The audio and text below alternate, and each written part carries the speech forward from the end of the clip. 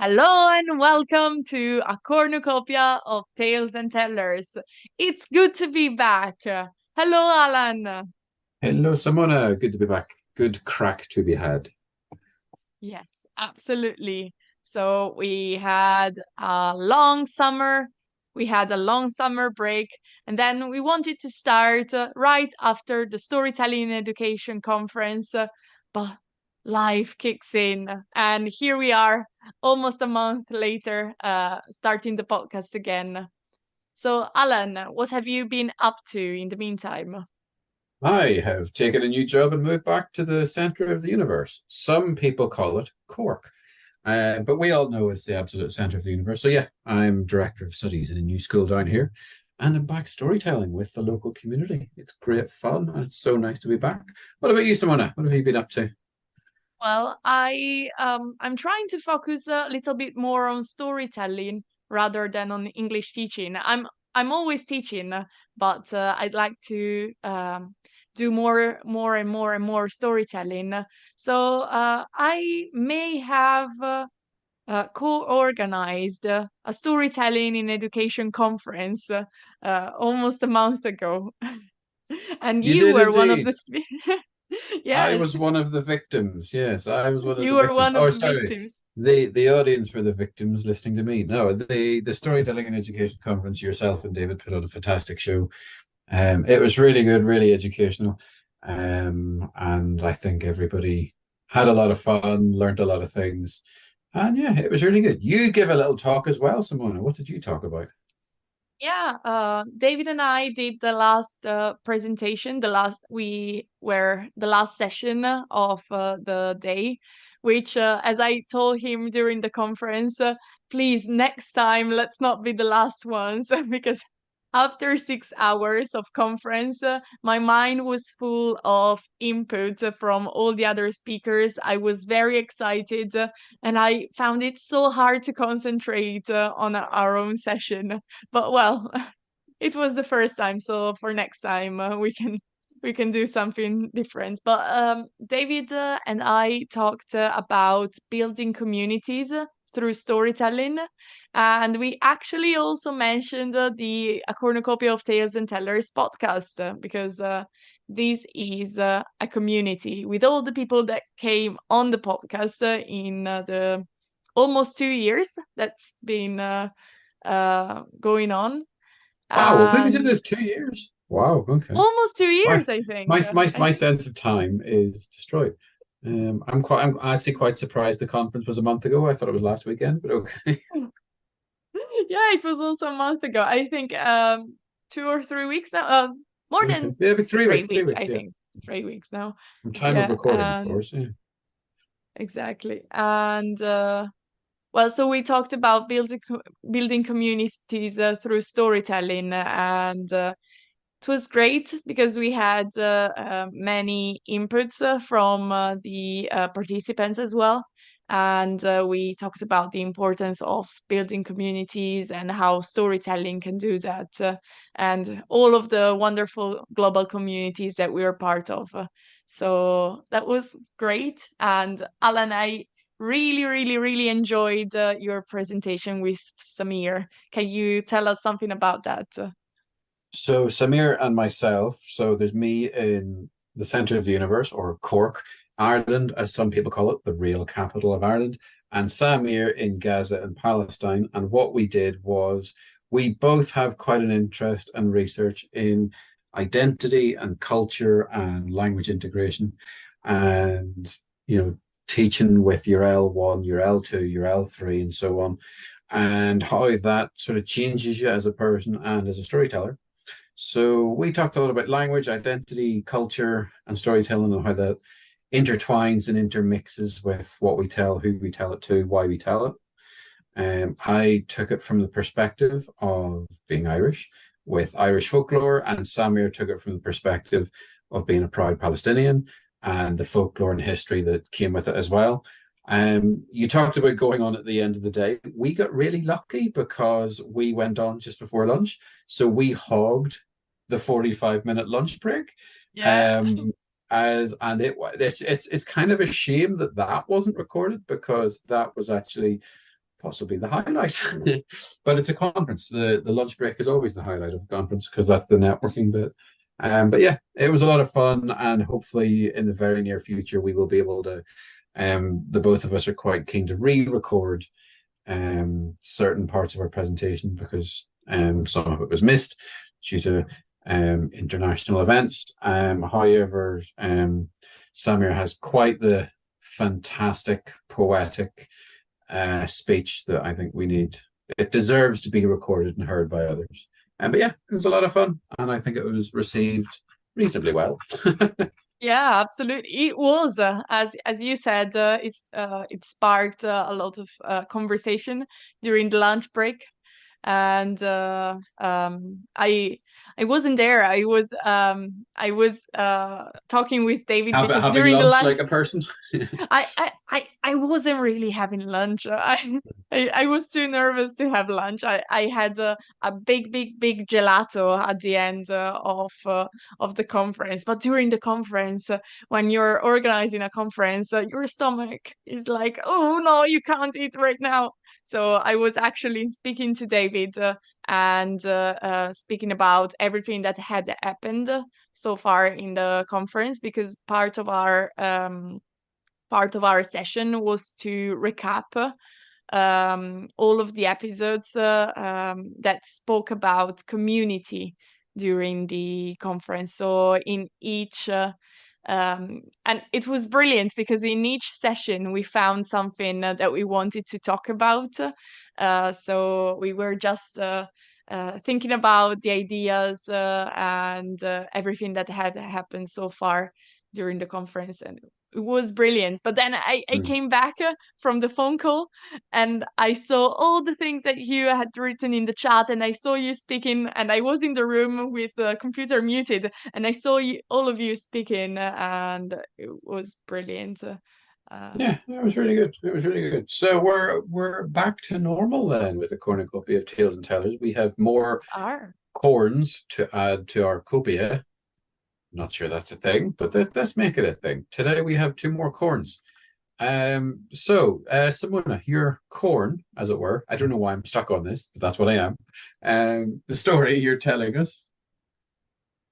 Yes, so lately I've been focusing a little bit more on mythology and in particular Roman mythology because I'm Italian, but I realized delving into mythology that even though I'm familiar with a lot of myths because we studied them at school, I read. I read books based on Roman mythology. Uh, well, there are a lot of myths that I had never heard of, and I was inspired to delve into mythology because of the monthly challenge that I host on my Facebook page. And this month we are focusing on transformation. So, and what's the word? Um, Metamorphosis. Metamorphosis. Thank you, Alan. You know it better than I do. And on metamorphosis. So I thought, oh, mythology is full of stories about metamorphosis, and I want to tell something from Italy. So I started researching, and this is one of the many stories that I found about metamorphosis in Roman mythology. It's the story of Pico and Canente. Nice one. So So enjoy Pico and Canente. So grab a cup of tea, chai, water, or uscabreja.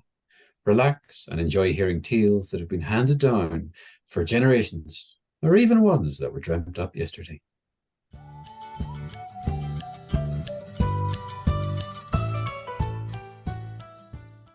Pico was beautiful as the sun, and he was in love with Canente. They were both son and daughter of divinities of the time, and they were so beautiful and good and happy. They loved each other so much that they decided to make a pact. They would live the rest of their lives together. Pico was a king, and as a king, he was good and beautiful, and everybody loved him. And the people in the realm, seeing him and Canente together, sighed at the sight of them. They were such a beautiful couple. Everybody loved to see them together. But, as in many other stories, happiness couldn't last forever. And in this case, Circe, the enchantress, saw Pico and she fell in love with him. She wanted to have him for herself because every time she saw him, she too sighed. But she didn't want Canente to be with him. She was the right person to be with him. So she started a plan. She knew that Pico loved hunting. So she made a boar, a huge boar made of air, made of nothing. And she sent the boar towards Pico and his friends who were hunting in the woods. Pico and his friends started following the boar, but soon the boar was going so fast, being made of air and nothing else, that only Pico was left following him. And Pico ran and ran and ran through the woods, but suddenly he stopped. He looked around himself. He was surrounded by fog.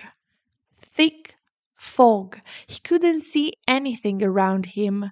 He looked and looked for the boar, but he couldn't see him. But soon he heard a voice. Pico, give me your hand. Give me your hand, I'm here. Pico, come with me. Stay with me. We will be together for the rest of time. Who are you? Said Pico, looking at the figure that was coming towards him in the fog. You are not Canente. I'm in love with Canente. I want to be with her for the rest of my life. And then he saw Circe's angry face. He had never seen such an angry face. And so, afraid, he started running, and he ran as fast as he could, with Circe following him.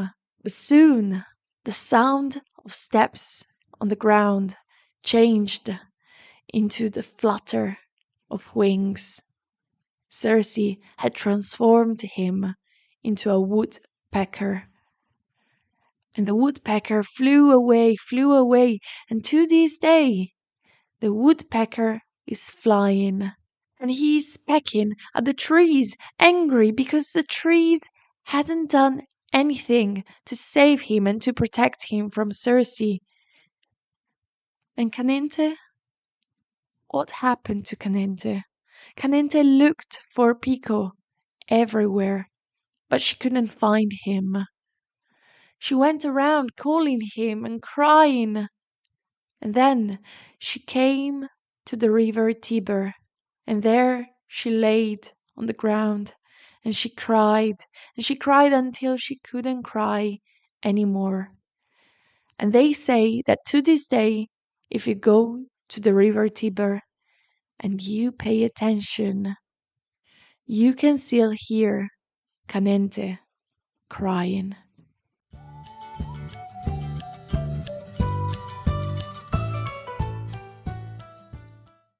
Thank you very much, Simona. You will never look at nature the same way again, especially around the Eternal City. Thank you very much. Exactly.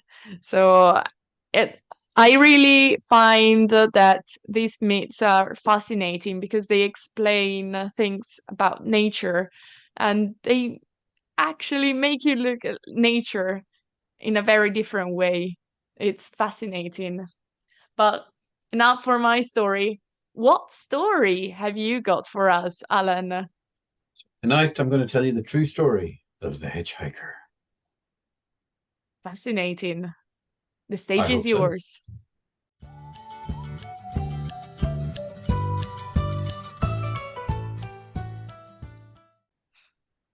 So when I was growing up in the mid to late 1980s, I'm not that old. My grandfather used to take little odd jobs all around the country. So maybe one day he would build a kitchen. Maybe one day he would be off to Derry to paint a house. Maybe the next day he would be into Belfast to fix a car. Maybe another day he would go down to Omagh or Enniskillen to fix a tractor or even plough a field. One of those things. And milk cows in the Glens of Antrim, something like that. Little jobs everywhere, all the time, because that's just what we had. Because in the 80s, people don't seem to realise Ireland was an extremely poor place. And we had a few little problems going on at the same time.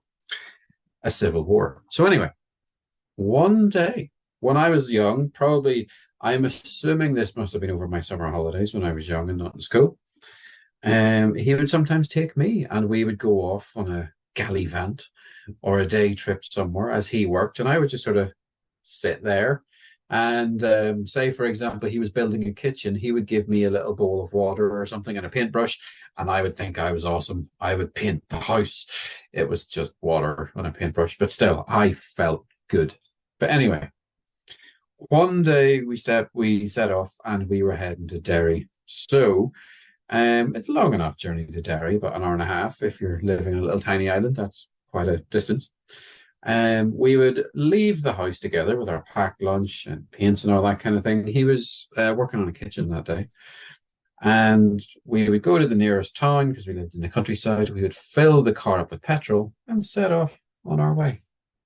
So as we went on our way from the Glens of Antrim over to Derry, even in the mid 1980s, my grandfather was quite a friendly man. He would do anything for anybody. He wasn't going to judge anybody. Didn't matter what side you were on. So he had a tendency to pick up hitchhikers, which still a pretty common thing on the island. Maybe not the safest thing to do in the late 1980s heading to Derry, but sure, did it anyway. So we were going up what's known as the Glen Shane Pass. It's the road that goes between the valleys and the mountains to get you to Derry. And there was a lad with his thumb sticking out. Yeah, normal hitchhiker activity. Grandfather slowed down and went to get the guy into the van. Now, the fella had what can only be described as a massive box. Giant box. No idea what was in it. Now, I was 7 or 8 at the time, maybe 6, I'm not too sure. And I'm pretty sure I could have got in that box with a bit of encouragement, and you could have closed it and you wouldn't have known the difference. He was carrying what can only be described as a very, very large box. So anyway, he got in the van, we said hello, and he said, and we headed on the way to Derry. Now, as you know, being in Ireland, you need to do the thing called, you need to shorten the road.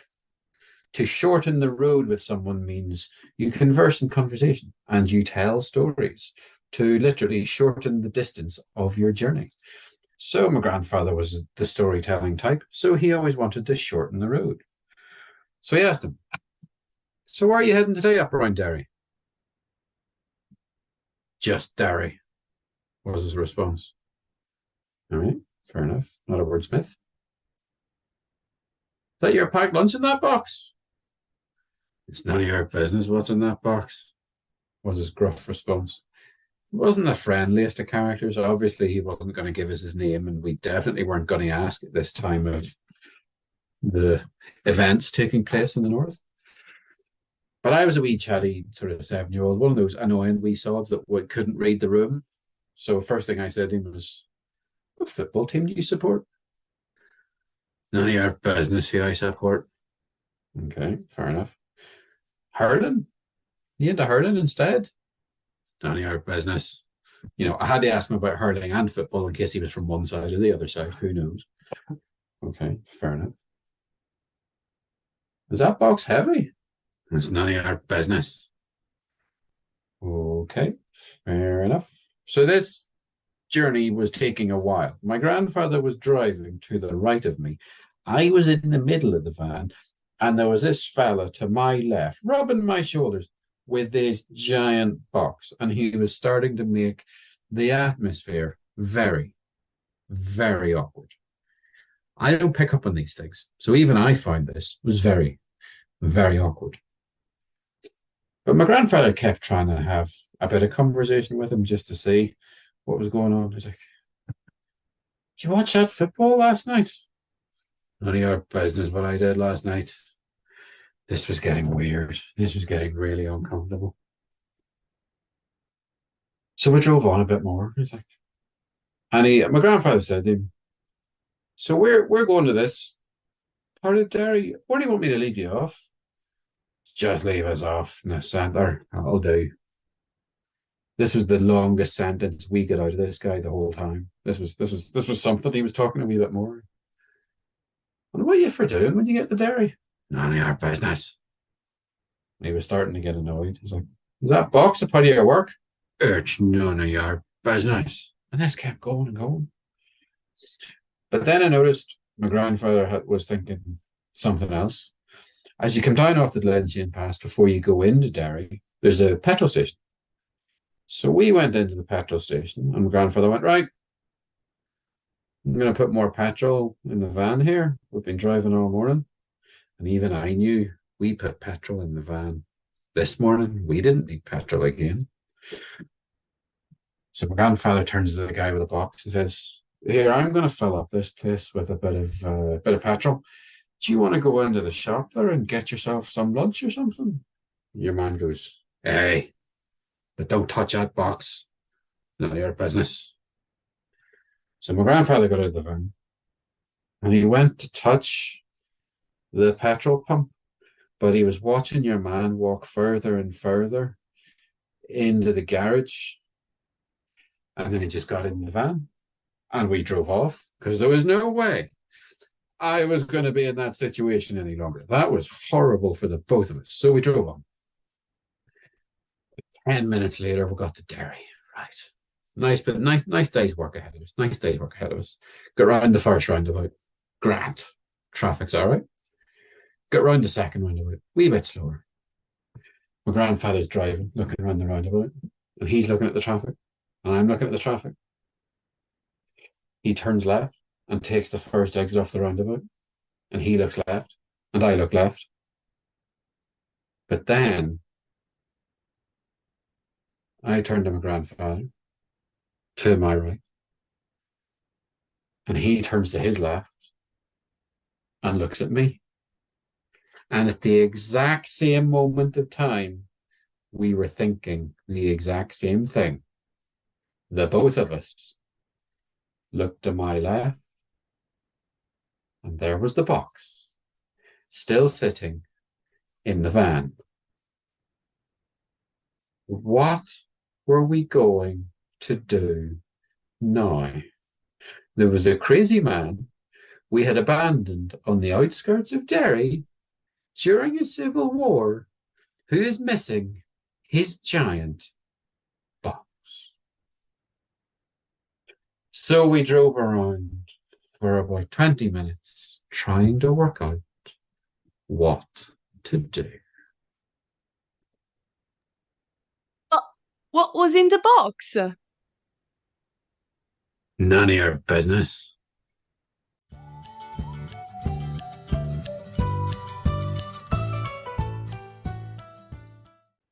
Oh, Alan, I didn't expect that ending. But now I want to know. Can you tell us what was in the box? It's up to your imagination what was in the box. Oh, I won't sleep tonight. I'll be thinking, what was in the box? I got told that story by someone over a campfire one night, and I just thought that is a superb story because he told it from his perspective. Apparently, it's a really common story to tell around campfires and stuff here. And he had me hook, line, and sinker. I believed every second of it the entire time until he got to the end where I was like, "Wow, that was something." I thought it was you. thought it It was was one me. of your It was me. stories. It was. Every single story that I tell is true. Yeah. You should know that by now. Yeah, exactly. You're going to be like Pinocchio, Alan, with your nose growing and growing. Oh yes. Oh yes. I really don't need a bigger nose than I already have. I'll take an elbow or something. That'll do. Yeah. So, Alan, thank you very much for your story. I enjoyed Uh, it a lot. and thank you very much, Simona, for a bit of Roman mythology as well. Thank you. Yeah, it was great to be back and to record this new episode of a new series of a cornucopia of tales and tellers. So, thank you everyone for listening. Thank you very much, and see you in 2 weeks. Bye. Cornucopia of Tales and Tellers is a passion project brought to you by English teachers Alan and Simona, who want to create a compilation, or a cornucopia, if you will, of stories from all around the world by as many tellers around the world as possible. So grab a cup of tea, chai, water, or uskabraha, relax and enjoy hearing the tales that have been handed down for generations, or even ones that were dreamt up just yesterday. Music by Purple Planet. You can find us on Facebook at A Cornucopia of Tales and Tellers. And if you like what you hear, you can buy us a coffee to help fund future episodes and the hosting of our podcast. Link in the description.